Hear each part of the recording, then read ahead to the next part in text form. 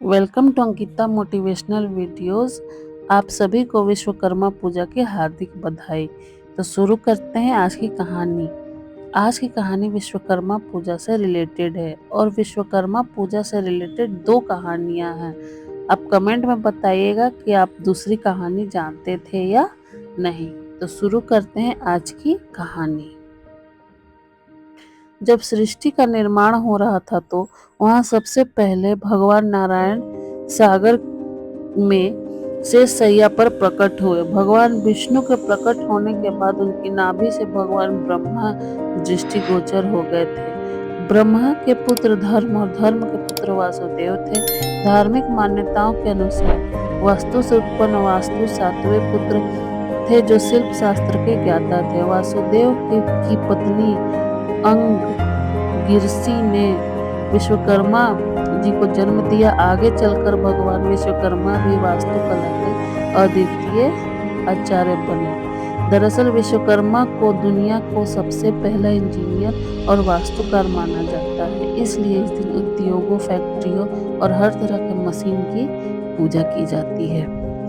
दूसरी कहानी इस प्रकार है।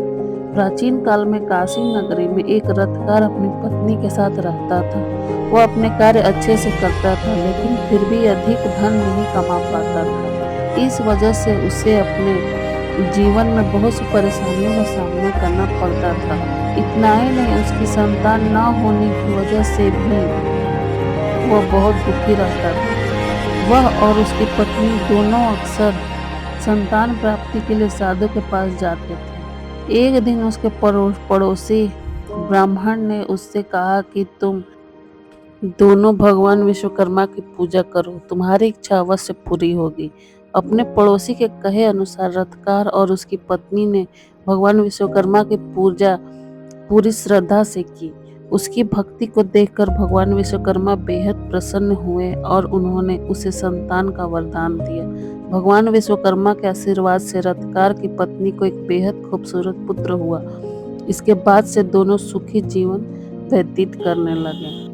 अगर आज की कहानी आप लोगों को अच्छी लगी है तो लाइक करें और ज़्यादा से ज़्यादा शेयर करें और कमेंट में अपनी राय जरूर दें। अगर आप हमेशा ही ऐसी कहानियाँ सुनना चाहते हैं तो मेरे चैनल को सब्सक्राइब करें।